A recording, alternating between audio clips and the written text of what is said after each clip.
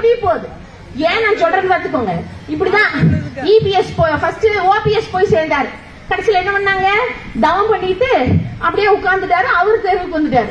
அடுத்தது டிடிவி தினகரன் போய் பிஜேபியோட கூட்டணி சேர்ந்தாங்க. அவர் என்ன பண்ணாரு, அவரு இப்ப அட்ரஸ்க்கான அவரு நடுத்தருக்கு வந்துட்டாரு. அடுத்தது இந்த பாமக போய் சேர்ந்துச்சு. இன்னைக்கு மாம்பழம் பிஞ்சு ரெண்டா நிக்குது, அது முடிஞ்சு போச்சு. இன்னைக்கு அதிமுக அப்படிங்கிறது ஒரு மிகப்பெரிய ஒரு கட்சி.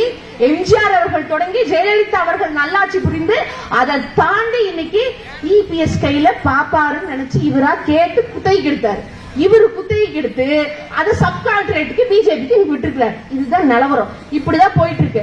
அந்த குரூப் என்ன பண்ணுச்சு, நீட்டை பத்தி எல்லாம் எந்த கவலையும் படாம அவங்க வாட்டுக்கு கையெழுத்து போட்டு வச்சுக்கையா அப்படின்னு கொடுத்துட்டு வந்துட்டாங்க.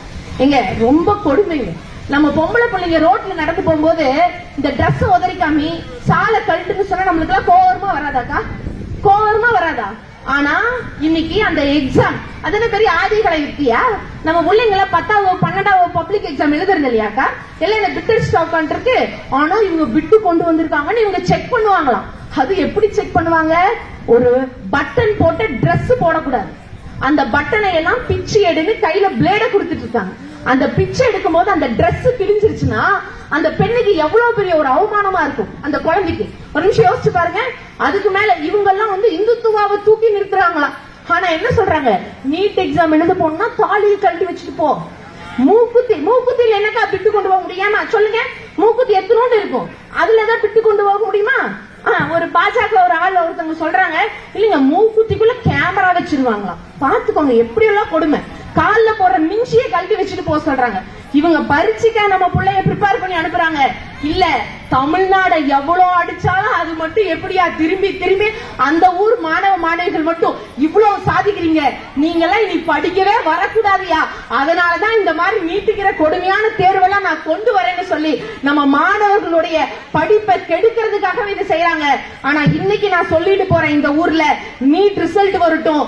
அந்த நீட் ரிசல்ட்லயும் தமிழ்நாடு மாணவர்கள் ஆக சிறந்த தேர்ச்சிகள் பெற்று உயர்நிலையில் இருப்பாங்க. அதற்கு காரணம் நம்மளுடைய வழி வழியா வந்து இருக்கக்கூடிய இந்த திராவிட முன்னேற்ற கழகம். குழந்தைங்களோட படிப்பை பிடுங்குறாங்க, நமக்கான நிதியை கொடுக்க மாட்டேங்கிறாங்க. இன்னைக்கு தொகுதி மறுசீரமைப்பு அக்கா, இது ரொம்ப கொடுமை. அது பெண்கள் நமக்கு தான் ரொம்ப ரொம்ப கஷ்டம். இன்னைக்கு எல்லாம் 1, 2ஓட நிம்மதியா விட்டுட்டு இன்னைக்கு பொம்பளை பிள்ளைங்க எல்லாம் படிக்க போறோமா, வேலை பார்க்க போறோமா? ஆனா இதே இந்த ராஜஸ்தான் இந்த குஜராத்ல எல்லாம் போயிருங்க, ஒரு வீட்டுல 5, 6 குழந்தைங்க இருக்கும். வச்சு மேய்க்கவே அந்த பெண்கள்னால முடியாது. ஆனா அங்க மக்கள் தொகை ஜாஸ்தியா இருக்கான், அதனால எம்பி ஜாஸ்தியா வேணுமா? ஆனா மக்கள் தொகையை சரியா கட்டுப்பாட்டுல நிறுத்தி இங்க நல்லாட்சி புரிந்து இன்னைக்கு எல்லாத்திற்கும் முதன்மையான ஒரு மாநிலமா தமிழ்நாடு இருக்கிறது பொறுக்க முடியாம தொகுதி மறுசீரமைப்புன்னு ஒண்ணு நான் கொண்டு வருவேன். கொண்டு வந்து அதன் மூலமாக உங்க உரிமையெல்லாம் பறிப்பேன்னு யார் சொல்றா? மேல இருக்கிற ஜி சொல்றாங்க. இப்ப இந்த ஜியோட இங்க யாரு கூட்டணியில வச்சிட்டு இருக்கா? நம்மளோட அடிமை குரூப். அது இனிமேல் அஇஅதிமுக இல்லைங்க, அண்ணா திராவிட முன்னேற்ற கழகம் இல்லைங்க. அது அண்ணாவிற்கே ரொம்ப இழிவான ஒரு பேர் வந்துடும். அது இனிமேல் அமித்ஷா திராவிட முன்னேற்ற கழகம் சொல்லிடுங்க. அதுதான் முக்கியம். ஏன்னா அடிமை எப்படி ஒரு மோசமான ஒரு நிலைன்னு பாருங்க. இதுல ஒரு முக்கியமான விஷயம் உங்க எல்லாத்துக்கும் சொல்லணும். ஏங்க கரண்ட் பில் ஏறிடுச்சுல்ல? கரண்ட் பில் ஏறிடுச்சுல்ல? கரண்ட் பில் ஏறிடுச்சுன்னா உடனே எங்களை திட்டுவாங்க. ஏங்கன்னா நம்ம கிட்ட தான் கேள்வி கேட்கறாங்க. நம்ம இவ்வளவு செய்யறோம், அதெல்லாம் விஷயம் இல்ல. நீங்க இவ்வளவு கொடுத்து என்ன பண்றது? இங்க வாங்கி அப்படி அங்க புடுங்கிடுறீங்க. கரண்ட் பில்ல நம்ம தான் ஏத்துறோமா? அக்கா நாங்க சத்தியமா சொல்றேன், அந்த மாசாணியத்த கோயில் எல்லாம் இங்கதான் இருக்கு, உங்க ஊர்ல தான் இல்லையா?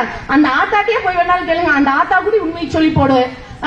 ஆனா இன்னைக்கு கரண்ட் பில் ஏத்துறது யாருன்னா இந்த படத்துல சொல்ற மாதிரி எல்லாம் மேல இருக்கும். பாத்துக்குவாங்க, மேல இருக்கிறதுனாலதான் நடக்குது. அது எப்படி நடக்குது நீங்க உடனே கேட்கலாம். ஏன்னா நம்ம மக்கள் எல்லாம் அறிவாளிகள், எல்லாம் தெளிவா தான் கேட்பாங்க. ஏங்க நீங்க தான் முதல்வரா இருக்கீங்க, நீங்க தான் எம்பி வச்சிருக்கீங்க, எம்எல்ஏ வச்சிருக்கீங்க, அப்புறம் என்ன நீங்க எப்ப பார்த்தாலும் அவங்களே குறை சொல்றீங்கன்னு. இது இப்ப நடக்கலீங்க. இந்த போன பீரியட்லயே ஜெயலலிதா அம்மான்னு ஒரு அம்மா இருந்தாங்கல்ல, அந்த அம்மா ஒரு இரும்பு மனுஷன்னு சொன்னாங்க. உண்மைதான். அந்த அம்மா ஆட்சியில் இருக்கும் போது மேல இருக்க மோடி கவர்மெண்ட் ஒரு ஃபைல் அனுப்புது. அந்த ஃபைல் பேரு எல்லாம் தெளிவு வச்சுக்கோங்க, ஆத்தா எல்லாம் தெரிஞ்சு வச்சுக்கோங்க, உதய் மின் திட்டம் அப்படிங்கிற அந்த ஃபைல். அந்த ஃபைல் போன உடனே அந்த அம்மாவுக்கு சரியான கோபம், ஃபைல தூக்கி விட்டு எறியுது. ஏன்னா அந்த ஃபைல்ல என்ன எழுதி இருக்குன்னா, இனி தமிழ்நாட்டுல கரண்ட் பில்ல நாங்க தான் நிர்ணயம் செய்வோம், அதை ஏறதும் இறங்குறதும் முடிவு பண்றது இனிமேல் ஒன்றிய அரசு தான். அதனால ஃப்ரீ கரண்ட் கொடுக்கறதா இருந்தாலும் நீங்க எங்க கிட்ட கேட்டுட்டு தான் கொடுக்கணும்னு சொன்னேன். அந்த அம்மா ஒரு துணிச்சல் ஆள் தான். அந்த அம்மா நினைச்சது இது நம்ம தமிழ்நாட்டு மக்களுக்கு சரி வராதுன்னு சொல்லி அந்த ஃபைல தூக்கி எறிஞ்சிச்சு. ஆனா அந்த அம்மா இறந்து போச்சா? அதுக்கப்புறம் என்ன, திருமதி சசிகலா மூலமாக முதல்வரான நம்ம எடப்பாடியார் வந்தார். அக்கா உங்களுக்காக தான் பேசிட்டு ஒரு நிமிஷம் கேட்டுட்டு போயிருங்க. அப்ப எடப்பாடியார் வந்தார். வந்தோடனே ஃபைல் சென்னைக்கெல்லாம் வரலீங்க. இவங்க எல்லாம் பிளைட் பிடிச்சு டெல்லிக்கே போய் அங்க உட்கார்ந்து கை கட்டி மோடி கிட்ட இந்த உதயநிதி திட்டம் வரலான்னு சொல்லி சைன் போட்டாங்க. யாரு? ஓபிஎஸ், இபிஎஸ், அடுத்தது தங்கமணி. இந்த 3 பேருக்குனாலதான் இன்னைக்கு கரண்ட் பில் ஏறி இருக்கு. நம்மளுடைய தளபதியார் ஆட்சிக்கு வராரு 2021ல. வந்தோடனே கரண்ட் பில் ஏத்தணும்னு சொல்லி ஒன்றிய அரசுல இருந்து ஒரு லெட்டர் வருது. அதை பார்த்தோன்னே ஸ்டாலின் அவர்களுக்கு ரொம்ப அதிர்ச்சி. என்ன நீங்க ஏத்த சொல்றீங்க அப்படின்னு சொன்னோன்னே கொரோனா போயிருக்கு, இப்பதான் மக்கள் எல்லாம் கொஞ்சம் தெளிஞ்சு வந்துட்டு இருக்காங்க. திடீர்னு யூனிட் கரண்ட் இவ்வளவு ஏத்துங்கன்னா நான் என்ன பண்றதுன்னு யோசிச்சுட்டு இருக்கும்போது ஒரு டைம் இல்ல 2 டைம் இல்ல 6 முறை லெட்டர் அனுப்புறாங்க மேல இருந்து. அதுக்கு மேல ஒரு கடிதம் போகுது ரிசர்வ் பேங்குக்கு. என்ன சொல்றாங்கன்னா இந்த ஸ்டாலின் கவர்மெண்ட் அவர்கள் எதுவும் பண்றது இல்ல, அதாவது கரண்ட் பில் ஏத்த மாட்டேங்குது, அதனால கரண்ட்டுக்காக கொடுக்கக்கூடிய ஓடியை நீங்க நிறுத்தி வைக்கணும்னு சொன்னதுக்கு அப்புறம் முடிஞ்ச அளவுக்கு கம்மி பண்ணலாமேன்னு சொல்லி யூனிட்டுக்கு 4 நாள் ஏத்தினாரு. அப்ப கூடி தமிழ்நாடு மக்களுக்காக அரணாக முன்னாடி நின்று ஒரு காவல் தெய்வமாக நம்மளை காத்து கொண்டு இருப்பவர் திரு முத்துவேல் கருணாநிதி ஸ்டாலின் மகத்தான மனிதர் தாங்க. நீங்க நல்லா